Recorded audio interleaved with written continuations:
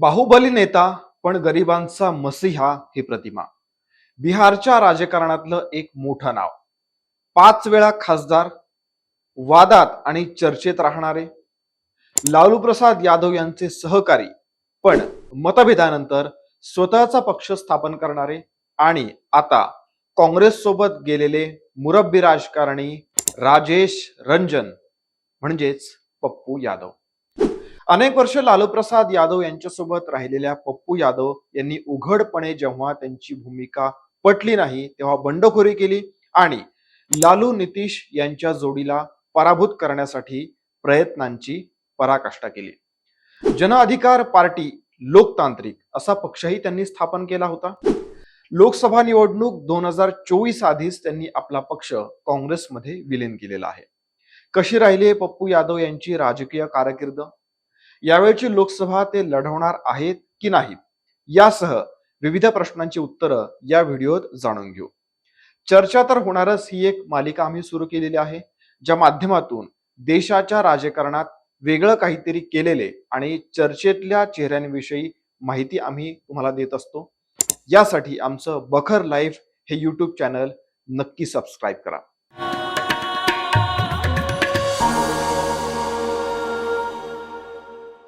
24 डिसेंबर 1967 रोजी बिहारच्या जमीनदार कुटुंबामध्ये जन्मलेल्या पप्पू यादव यांचं नाव खरं तर राजेश रंजन.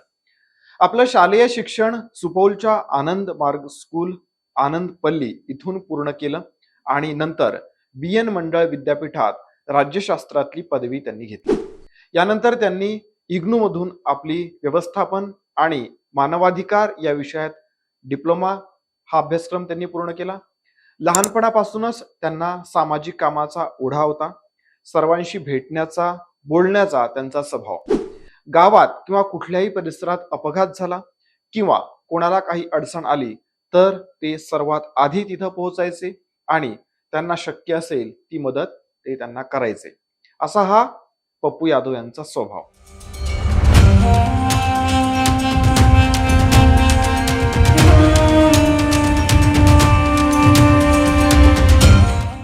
जसं मी आत्ताच सांगितलं, सामाजिक कामात ते नेहमीच अग्रेसर असायचे, लोकांमध्ये मिसळायचे. त्यामुळे ज्यावेळी ते निवडणुकीला उभे राहिले तेव्हा जनतेनं देखील त्यांचं स्वागत केलं आणि पहिल्याच निवडणुकीत त्यांचा विजय झाला.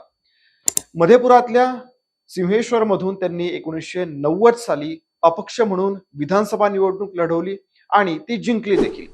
1991 मध्ये त्यांनी पूर्णिया इथून 10व्या लोकसभेसाठी निवडणूक लढवली आणि ती देखील त्यांनी जिंकली.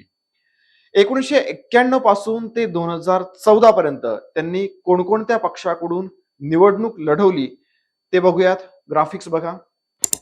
1990 सिंहेश्वर विधानसभा स्वतंत्र म्हणून लढवली. त्यानंतर 1991 पूर्णिया लोकसभा लढवली स्वतंत्र म्हणजेच अपक्ष. 1996 पूर्णिया लोकसभा समाजवादी पार्टीकडून. त्यानंतर पुढची 1999 सालची लोकसभा पूर्णियातूनच त्यांनी अपक्ष म्हणून लढवली. 2004 साली मधेपुरा लोकसभा त्यांनी राष्ट्रीय जनता दलाकडून लढवली. त्यानंतर 2014 ची मधेपुरा लोकसभा त्यांनी राष्ट्रीय जनता दलाकडूनच लढवली. म्हणजे कधी समाजवादी पार्टी तर कधी लालू प्रसाद यादव यांच्या राष्ट्रीय जनता दलासोबत ते राहिले. मे 2015 मध्ये लालू प्रसाद यादव यांनी त्यांची पक्षातून हकालपट्टी केली. पक्षविरोधी कारवायांमध्ये सहभागी असल्याचा त्यांच्यावरती त्यावेळी आरोप झाला होता. त्यानंतर त्यांनी जन अधिकार पार्टी लोकतांत्रिक या नावानं स्वतःचा पक्ष देखील स्थापन केला. 2015 मध्ये पप्पू यादव यांना सर्वोत्कृष्ट संसदपटूचा पुरस्कार देखील मिळाला होता.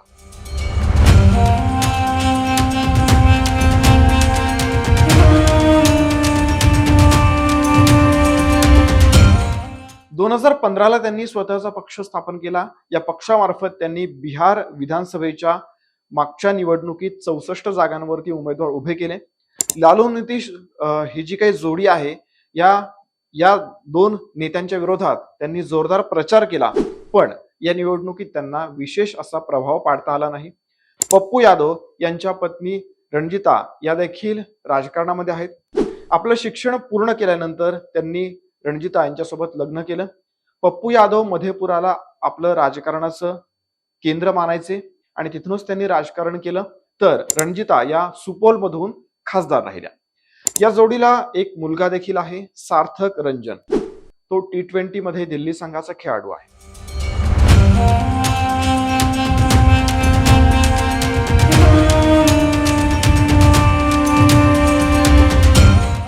2009 हे वर्ष तसं पप्पू यादव यांच्यासाठी कठीण होतं.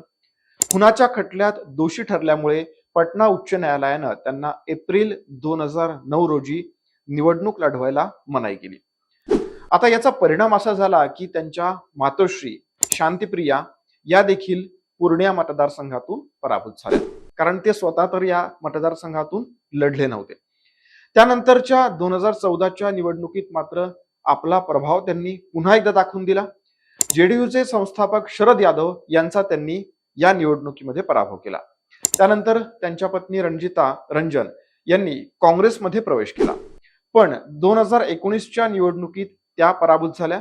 तेव्हा काँग्रेसनं त्यांना राज्यसभेवरती पाठवलं.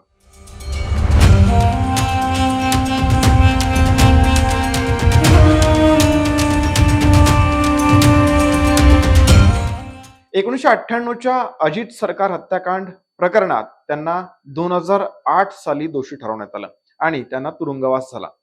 पण आरोप सिद्धच झाले नाहीत. अखेर 2013 साली पटना उच्च न्यायालयानंही त्यांची निर्दोष अशी मुक्तता केली. यानंतर नोव्हेंबर 2013 मध्ये त्यांनी एका पुस्तकात यशवंत सिन्हा यांच्यावरती गंभीर आरोप केले होते. त्यात त्यांनी काय म्हटलं होतं? त्यात त्यांनी म्हटलं होतं की 2001 साली त्यांच्या इंडियन फेडरल डेमोक्रॅटिक पार्टीच्या 3 खासदारांना एनडीए मध्ये समाविष्ट करण्याचा प्रयत्न झाला होता. तत्कालीन अर्थमंत्री यशवंत सिन्हा यांनी यासाठी पैसे दिले होते, असा आरोप त्यांनी त्या पुस्तकामध्ये केला. 2015 मध्ये पप्पू यादव प्रसिद्धीच्या झोतात आले होते. यावेळी ते एका एअर हॉस्टेसला चपलेनं मारण्याच्या प्रकरणामध्ये चर्चेत आले होते. कोरोनाच्या काळात कोविड नियमांचं उल्लंघन केल्याप्रकरणी त्यांना अटक करण्यात आली होती. यावेळी त्यांनी रुग्णवाहिकेच्या अजब कारभारावरून भाजप नेते राजीव प्रताप रुडी यांच्या विरोधात मोर्चा उघडला होता. मे 2021 मध्ये त्यांचं नाव आलं ते 32 वर्ष जुन्या अपहरण प्रकरणामध्ये. असे वादाचे विषय त्यांना एकूणच त्यांच्या कारकिर्दीमध्ये त्यांना लागून गेले.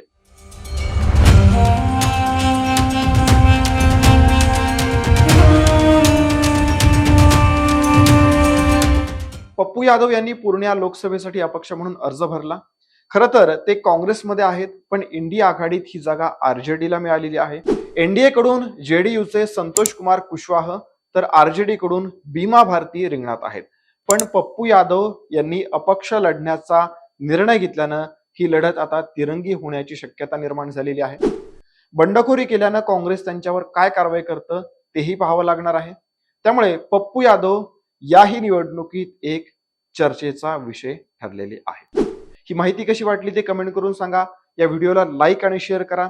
आमच्या फेसबुक, एक्स आणि इंस्टाग्राम पेजला फॉलो करा. धन्यवाद.